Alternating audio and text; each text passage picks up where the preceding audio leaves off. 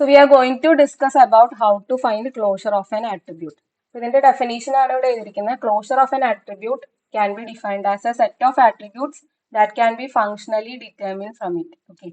അതായത് ഒരു ആട്രിബ്യൂട്ടിന്റെ ക്ലോഷർ കണ്ടുപിടിക്കണമെങ്കിൽ ആ ആട്രിബ്യൂട്ട് വെച്ചിട്ട് നമുക്ക് ആ ഫംഗ്ഷണൽ ഡിപ്പെൻഡൻസീസിൽ ഏതൊക്കെ ഡിറൈവ് ചെയ്യാൻ പറ്റും. അതാണ് ക്ലോഷർ എന്ന് പറയുന്നത്. സോ ക്ലോഷർ റെപ്രസെന്റ് ചെയ്യുന്നത് suppose we have to find the closure of x എന്ന് പറയുന്ന ആട്രിബ്യൂട്ടിന്റെ ക്ലോഷർ കണ്ടുപിടിക്കണമെങ്കിൽ എക്സ് പ്ലസ് എന്നാണ് റെപ്രസെന്റ് ചെയ്യുക. ഓക്കെ, അപ്പൊ നമുക്കിവിടെ ഓൾറെഡി 4 ആട്രിബ്യൂട്ട്സ് തന്നിട്ടുണ്ട്, A B C D attributes in the sense columns in the table. Okay, അപ്പൊ എ എന്ന് പറയുന്നതിന്റെ ക്ലോഷർ കണ്ടുപിടിക്കണം എന്ന് വെച്ച് കഴിഞ്ഞാൽ എ ഡിറൈവ് ചെയ്യുന്ന ആരിനൊക്കെ ഫംഗ്ഷണലി ഡിറ്റർമിൻ ചെയ്യുന്നുണ്ട്, അതാണ് കണ്ടുപിടിക്കേണ്ടത്. ഓക്കെ, അപ്പൊ എ എന്ന് പറയുന്നത് ഡയറക്റ്റ് ആയിട്ട് ബിനെ ഡിറൈവ് ചെയ്യുന്നുണ്ട്.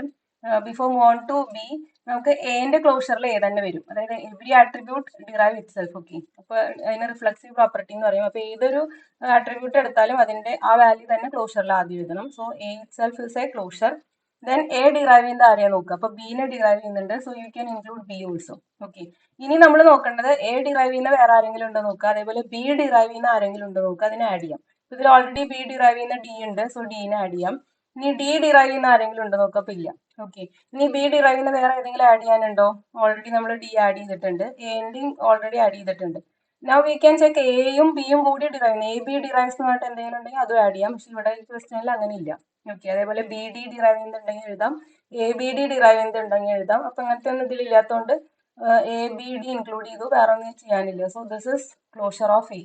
Okay, now we have to find out closure of B. ഇപ്പൊ ബിന്റെ ക്ലോഷർ എന്ന് പറയുമ്പോൾ B itself is a closure of B. Then B derive ചെയ്യുന്ന ഡി ഉണ്ട്, so you can include D also. D derive ചെയ്യുന്നത് ആരുമില്ല, B derive ചെയ്യുന്നത് already നമ്മൾ ആഡ് ചെയ്തു. അപ്പൊ സിയും എയും ഇതിൽ ആഡ് ചെയ്യാൻ പറ്റില്ല. Okay, so B closure contains B and D only. Now we have to find out C closure. So C closure contains C itself. Then C derives B. അപ്പോൾ B നെ ആഡ് ചെയ്യാം. Then B derives D ഉണ്ട്, so you can include D also. പക്ഷെ A നെ ഇവിടെ എവിടെയും derive ചെയ്യുന്നില്ല. Okay, so C, B, D are the closures of C. Now we have to find out the D closure. So D closure contains D closure എന്ന് പറയുമ്പോൾ ആരിനൊക്കെ include ചെയ്യാം? D ഒന്നിനും derive ചെയ്യുന്നില്ല, D closureൽ എന്തായാലും D ഉണ്ട്. Okay, ഇപ്പോൾ D മാത്രമേ ഉള്ളൂ. So this is how we can find out closure of an attribute. Okay, ഇനി ഇതിലില്ലാത്തൊരു കേസ് കൂടി ഞാൻ ജസ്റ്റ് പറഞ്ഞുതരാം. Suppose you have to find out A B closure, അങ്ങനെ ഒരു ക്വസ്റ്റ്യൻ തന്നു എന്ന് വിചാരിക്കും. അപ്പൊ നമുക്ക് എന്തൊക്കെ ആഡ് ചെയ്യാം? എ ബി ക്ലോഷറിൽ എന്തായാലും എ ഉണ്ട്, ബി ഉണ്ട്. ഓക്കെ, പിന്നെ എ ഡിറൈവ് ചെയ്യുന്ന ആൾക്കാരെ നമുക്ക് എടുക്കാം, എ ബി ഡിറൈവ് ചെയ്യുന്ന ആൾക്കാരെ എടുക്കാം, എങ്ങനെ വേണമെങ്കിലും എടുക്കാം. അതുപോലെ ബി മാത്രം ഡിറൈവ് ചെയ്യുന്നതിനെ എടുക്കാം. അപ്പൊ എ ഡിറൈവ് ചെയ്യുന്ന ആരാണ്? ബിനെയാണ്, അത് ഓൾറെഡി ക്ലോഷർ ലിസ്റ്റിലുണ്ട്. ദെൻ ബി ഡിറൈവ് ചെയ്യുന്ന ആരാണ്? ഡി. അപ്പൊ ഡീനെ നമുക്ക് ഈ ക്ലോഷർ ലിസ്റ്റിലേക്ക് ആഡ് ചെയ്യാം. ദെൻ സി എന്ന് പറയുന്നത് ഇതിൽ ഓൾറെഡി ഇല്ല, അപ്പൊ പിന്നെ വേറെ ഒന്നും ആഡ് ചെയ്യാനില്ല. സോ എ ബി ഡി എന്ന് പറയുന്നത് closure of A B plus എന്ന് പറയും. Okay, so that's all.